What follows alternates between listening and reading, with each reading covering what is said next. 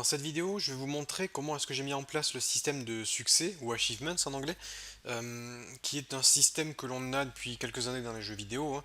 Ça permet aux joueurs d'avoir des objectifs ou des genres de petites missions. D'ailleurs, là, moi j'ai mis dans mon jeu des achievements, mais vous pouvez mettre également des daily rewards, c'est-à-dire des missions quotidiennes. Tous les jours, vous proposez une nouvelle mission aux joueurs, et ça lui donne un bonus s'il l'a réussi. Et ça, ce sont des techniques qui permettent de faire justement revenir le joueur dans vos jeux vidéo. Et c'est ça qui est important pour que votre jeu soit mis en avant sur le Play Store. Il faut qu'il y ait une bonne rétention, c'est-à-dire que les joueurs reviennent dans votre jeu et ne le désinstallent pas vite. Les achievements, ça fait partie des trucs et astuces qui permettent de faire revenir les joueurs. Donc, je vais vous montrer comment j'ai fait dans mon cas. Alors, il n'y a pas de secret, hein, c'est juste des conditions. J'invente des succès, avoir un score supérieur à 5 millions, avoir un score supérieur à 10 millions, avoir un score supérieur à 500 000, mais sans avoir utilisé la fonction shake. Donc en fait, c'est juste une liste de conditions. Et si la condition est remplie, on vérifie que le succès n'a pas été déjà débloqué. Et si le succès n'a pas été débloqué, on fait un playerpref.setInt, setInt qui permet de stocker une variable. Et ensuite on met le nom de notre succès. Alors moi je commence par un petit a pour achievement. Et achievement score 5 millions, achievement score 10 millions. Et là, je le passe à 1 pour dire oui, ça a été débloqué, ça y est. Et juste pour notifier le joueur qu'il l'a réussi, je fais un show achievements, qui est une fonction que j'ai créée, qui tout simplement affiche, hop, vous voyez, ça affiche cette petite fenêtre achievement unlocked pour dire que le joueur a réussi à débloquer quelque chose. Donc voilà, c'est aussi simple que ça. Le plus dur, c'est enfin, c'est de trouver l'idée en fait, trouver des idées de succès à débloquer. Alors moi pour le coup, dans mon jeu, il y a plein d'idées qui peuvent venir en tête. Je prends n'importe quel objet au hasard, par exemple une poubelle, et voilà, à partir de là, je fais un succès. Je dis essayer de toucher 100 poubelles. Là, ça fait un succès. Essayer de renverser 3 poubelles dans une seule partie. Bah, ça fait un autre succès. Donc rien qu'avec un objet, vous pouvez avoir plein d'idées de succès différents. Euh, Toucher 10 poubelles, 100 poubelles, 1000 poubelles, une poubelle dans une partie, trois poubelles dans une partie, cinq poubelles dans une partie. Voilà, vous avez vraiment plein de possibilités. J'ai ajouté des objets comme les poules, j'ai ajouté des humains récupérés sur l'asset store. J'ai ajouté des humains, si on rentre en collision avec eux, ça fait enfin, ça permet de faire des choses comme des succès par exemple.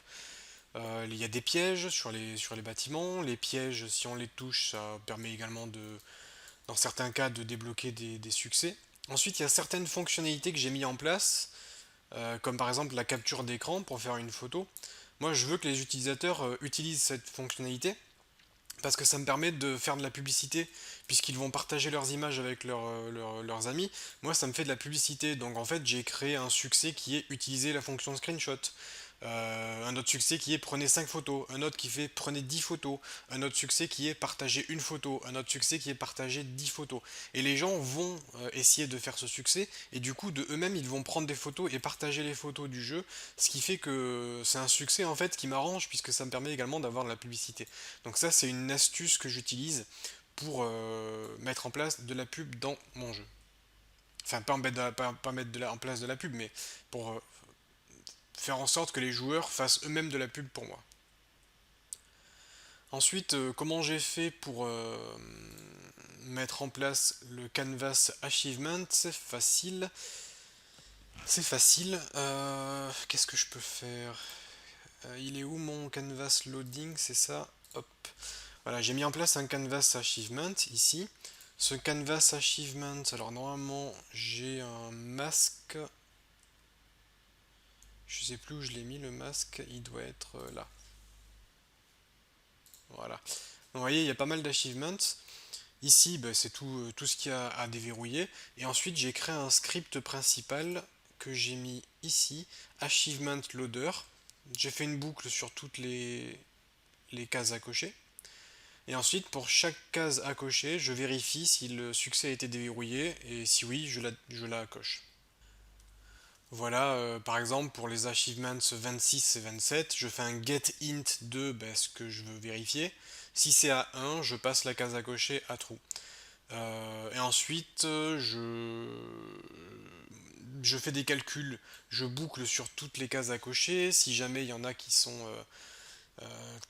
enfin, en fait, je compte le nombre d'achievements qui ont été débloqués par le joueur, et ça me permet soit de débloquer d'autres achievements, par exemple, il pourrait y avoir un succès qui est débloqué 10 succès, mais moi en fait je l'utilise surtout pour débloquer des chapeaux, parce qu'il y a des chapeaux qui se débloquent en réalisant un certain nombre de succès, et ça pareil, ça ajoute du challenge, ça force le joueur à faire les achievements, et encore une fois, c'est un second prétexte pour notamment leur faire l'achievement de prendre des screenshots et les partager. Et une fois que le joueur fait ça, alors par défaut il n'a pas de chapeau, hein. Par défaut tout est grisé, tout est en locked comme vous pouvez le voir. Par défaut le joueur n'a pas de chapeau, et à force de jouer au jeu, de faire des succès, etc., etc., il finit par débloquer les chapeaux, comme vous pouvez le voir, hop, ils sont tous débloqués. Et en fait, ça pousse le joueur à essayer de débloquer des chapeaux pour rendre le jeu encore plus intéressant, parce que comme je vous l'avais expliqué dans la vidéo précédente, chaque chapeau a un pouvoir particulier qui fait que c'est super sympa de toujours redécouvrir le jeu.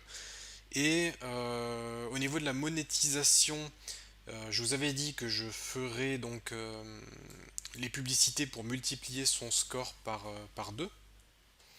Et ensuite, je vous avais dit que je ferais quelque chose de cosmétique pour mettre un achat intégré. Moi, j'aime pas trop le principe des achats intégrés, mais malheureusement, il faut passer par là. Donc moi, je veux pas que ça impacte le jeu. Donc hors de question que ceux qui payent aient des trucs. Enfin, je veux que ceux qui payent et ceux qui payent pas aient le même jeu.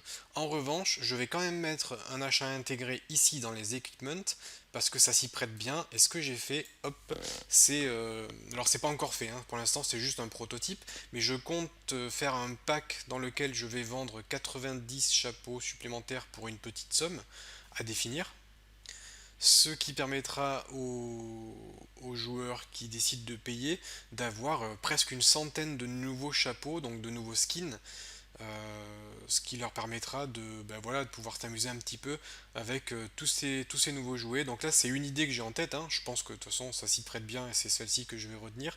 Mais voilà, ça va être une idée de monétisation, simplement un pack de chapeaux à acheter, et je vous en parlerai peut-être dans la prochaine vidéo. Il faut que je réfléchisse encore un petit peu à ce que je peux faire, mais dans la prochaine vidéo je vous montrerai l'idée que j'aurai retenue, qui sera vraisemblablement celle-ci, et je verrai qu'est-ce que ça peut apporter aux joueurs.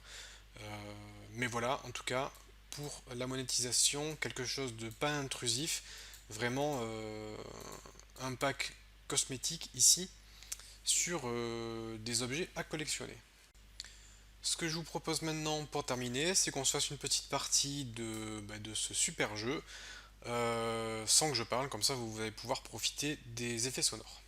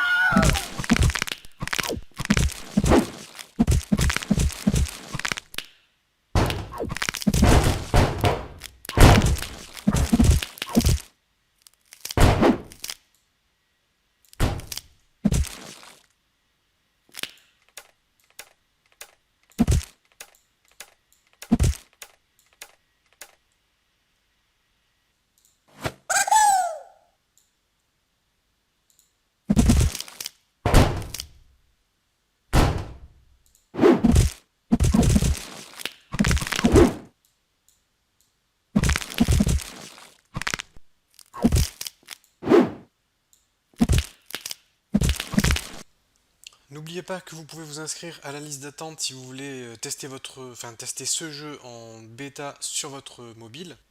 Et pensez à vous abonner à la chaîne, comme ça vous n'allez pas rater les prochaines vidéos.